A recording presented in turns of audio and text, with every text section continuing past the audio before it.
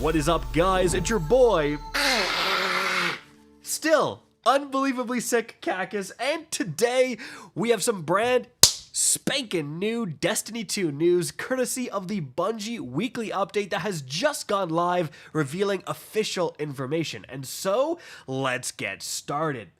Now, first things first, what happened this week for Destiny 2? Well, at the Tuesday weekly reset, a few things happened. First of all, Iron Banner actually continued. So, for the first time ever, we're on week 2 of Iron Banner. Honestly, the player reception to this is not the best, but if you're still grinding those Iron Banner God rolls, you have a whole extra week. In addition to that, a new Grandmaster Nightfall, The Disgraced, went live. I have a guide on that linked right up above, and although the snipe rifle, that RR4, is not that desirable right now, it's a solar sniper and they're getting boosted to the moon in Act 2, which we'll talk more about later, so you may actually want to do that Grandmaster.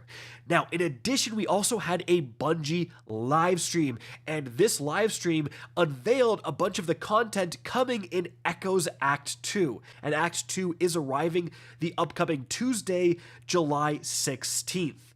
So, if you want a recap of what was revealed, I did a video on that. It is linked right up above. But moving on to the information within the TWAB, Bungie clarifies and provides additional information for a lot of what was revealed in the live stream. So let's just go over that. First of all, they have a section on story timing after Echoes. So they say, we've heard player feedback about the weekly story rollout in Echoes, and we are trying out a new schedule in the next episode. So on live stream, they actually misspoke and said they're doing this in the next act, and a lot of people, including myself, thought this was happening in Act 2, but they clarified on Twitter and said, no, it's actually going to start in the next episode. So in Revenant, the next episode, all narrative content for each act will be playable at launch of the act.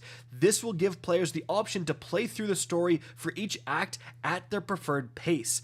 The remainder of the episode format will remain the same, such as the act structure and the seasonal challenge weekly rollout. So again, this is not starting next week. This is going to be, whenever Revenant launches. I think it's sometime in like September or October. But that means literally day 1 of episode 2 Revenant, you're going to be able to play through every single story mission that used to come out weekly. Now you can just get it all done day 1 potentially, which is pretty darn interesting, especially because if you think about how those weekly quests work in this episode, you actually unlock failsafe upgrades almost every single time you do one. So potentially, you can now upgrade the crap out of whatever your seasonal vendor is day 1 and then just get extra rewards and the ability to focus deep sights and all that stuff on day 1. That could be very, very beneficial. Now, moving on from there, they also talk about the new Battlegrounds in Echoes, saying you'll journey to the center of Nessus in Act 2 with 3 new battlegrounds. While unraveling the mystery of the disappearing Radiolaria, you'll fight through hordes of enemies and powerful bosses as you track the source. With a continuing story, each battleground will start where the last one left off. Kind of interesting, and we saw a bit of that within the livestream. Bungie also said that the bosses for these battlegrounds are very different than what we're usually used to with, a classic 3-phase boss. Now, they actually specifically say the first 2 battlegrounds, called Delve and Conduit, will be available starting on July 16th, so the launch of Act 2, and the third, Core, will be available in the following week on July 23rd. Now, moving on from there, they highlight some of the new weapons arriving with Act 2, with the main one being this new solar rocket-assisted frame sidearm. And as you can see from the screenshot they provided, it can get heel clip in the left column, which is insane. I don't know why they're showing it with snapshot sights, because it can actually get incandescent in the right column. We all know how powerful rocket sidearms are. Imagine the call, but with heel clip and incandescent. My goodness, this might become one of, if not the most used weapons in the game, especially because since it's a Vex weapon, it is going to be craftable as well. Now, another new craftable Vex weapon is going to be this heavy burst Arc Pulse Rifle. Again, there's some hype behind this. Bungie said it's very good in PvP. They actually showed on the stream it can get high impact reserves in the left column, which is super, super uncommon. So definitely one to watch out for as well. And then another weapon arriving with Act 2 is going to be what you can see here, the Perfect Paradox. Now, this is not going to be craftable. It's going to be one of the returning Dawn weapons, so you just have to luck out and get the random roll for it. The interesting thing is that its origin trait will actually reload the magazine, a small amount of the magazine, on melees. So it's basically mini Grave Robber for free on a shotgun. That is crazy. This thing you can see here can get like Swashbuckler. It can also get 1-2 punch. This may become one of the best shotguns in the game for melee builds that want a 1-2 punch shotgun, because again, it has like a mini Grave Robber built into the origin trait, which is pretty crazy. Now, moving on from there, the other thing they showed off was the new seasonal artifact perks. So there's going to be an entirely new row that unlocks with Act 2. So column 1 is going to be anti-barrier sniper rifles. This is 100% going to help out your loadouts when you're doing stuff like solo lost sectors. Being able to have a special weapon that can deal with champions is very good. Now, in column 2, they have authorized mods Scavenger, which is going to reduce the cost of Scavenger mods to more easily let you fit them into your loadouts. And then in column 3 forward, they're just going to be boosting the absolute crap out of solar sniper rifles. Like, look at this, guys. You have incendiary rifle rounds where solar sniper rifles precision hits scorch targets. So you're using, oh, I don't know, the Still Hunt, the Whisper of the Worm, or again, the Uzume RR4 that's dropping this week from Nightfalls.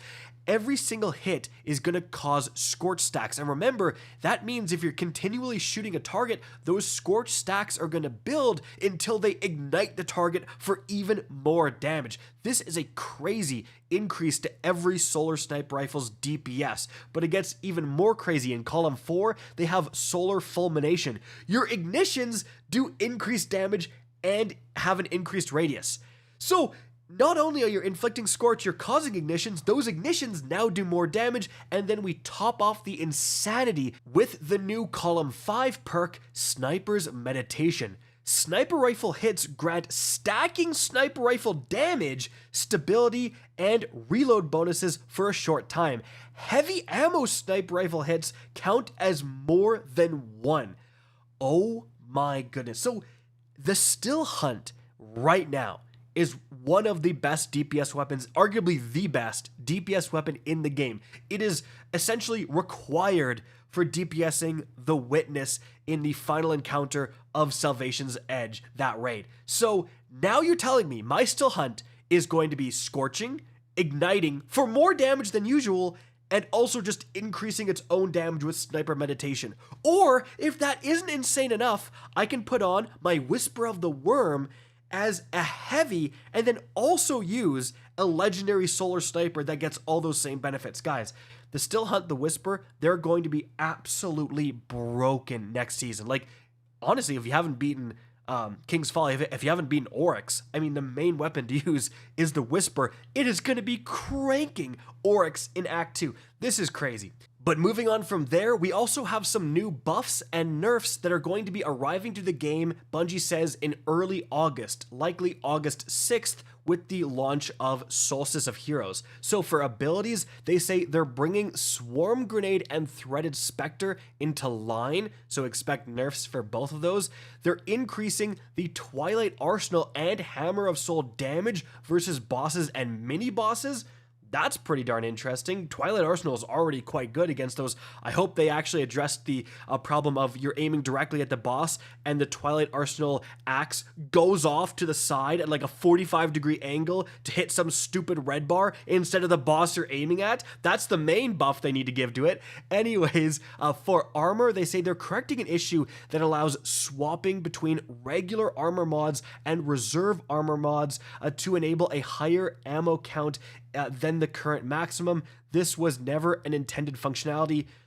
Swapping with reserves or rallying with reserves is one of the most common things people do during like raid boss DPS phases. So they're going to actually nerf this. Like when you swap your armor, you're not going to be able to keep the maximum that you got with reserves anymore. Now they say to offset this, we're buffing the following ammo related aspects. So reserve ammunition for all weapon types has been increased by up to 15%, with weapons with low reserves for their weapon type getting a larger buff. They've reduced the cost of all reserve mods by 1 as well. Moving on to the weapons, they're increasing the Tech's aggressive frame scout rifles by 30% in PvE, which is a crazy amount.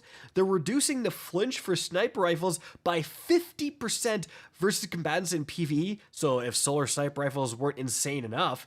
Next, they're increasing Ariana's Vow damage by 67% versus barrier shields, and in the stream they said this is going to let you two-shot a barrier champion's shield, and then they're removing the stat penalties from adept mods.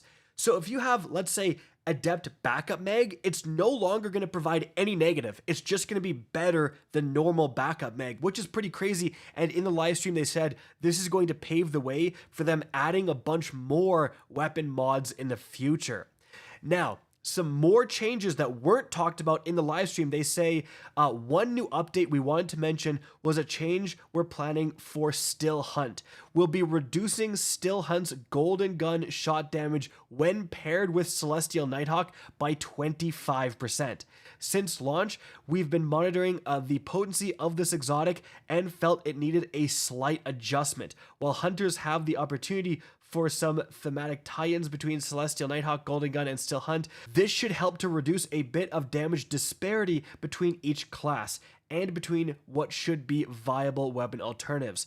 Whisper of the Worm has a bit more opportunity to outshine this exotic with upcoming artifact perks after these changes, and we'll be looking out for whatever fun boss melting clips you come up with. So keep that in mind. Honestly, even though a 25% damage nerf is a big deal, I think with the new seasonal artifact perks, you're still going to be doing more damage even after the nerf than you are right now. However, it does mean, like they mentioned, you have to look at alternatives like the Whisper of the Worm a lot more, and it really means that when this episode ends and those sniper rifle boosting seasonal artifact perks go away, then the Still Hunt nerf will really become evident. Moving on from there, they also revealed the Solstice armor.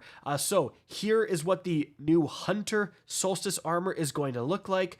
Moving on from there, we have the Warlock Solstice armor right here. And then last but not least, we have the Titan Solstice armor right here. Now, after that, they have Havoc hardware in Crucible Labs. So they say next week, so the launch of Act 2, we'll be testing out the new Havoc hardware mode in Crucible Labs. Havoc hardware is like Mayhem, but for special and heavy weapons. Following the rules of Havoc hardware, players will be fully focused on their weaponry as abilities are disabled. Ammo crates respawn rapidly and players drop more ammo, so we're expecting an all-out firefight in the Crucible realm. This may be a nice place for Crucible-centric players to level their crafted weapons with the influx of ammo availability as well. As usual, Guardians will also have the opportunity to earn a bit more rep in Labs nodes, so hop in and check it out. Next up, they announced a new collaboration with Rec Room. So they say, we're thrilled to announce our collaboration with Rec Room, a pioneer in the user-generated content gaming space, with the goal of bringing the epic world of Destiny 2 to a new generation of Guardians. Rec Room players will have the chance to explore a meticulously recreated version of the tower and play Destiny 2 Guardian Gauntlet. And this is actually launching today in Rec Room. Now, moving on from there, they also have more information on the Chaos Tournament right here. We talked about it last week in the TWAB, so you can catch up on the information on screen if you want to pause and read. And moving on from there, it's Disability Pride Month, so Bungie has some information on how you can support some various causes. There's this new pin up for grabs, and donations of $10 or more will get you this exclusive new emblem as well, guys. And so guys, that's going to be it for the video. Hope you enjoyed and found this interesting. If you did, please remember to help me out by simply rating and especially sharing this video. If you guys want to see more Destiny 2 content similar to this, don't be afraid to slap that subscribe button. If you want to get in touch with me and keep up to date with the latest channel activity, the best way is to follow me on Twitter at RickCacus, that is linked in the description down below. Again, I hope you enjoyed the video, and as always, have a good day.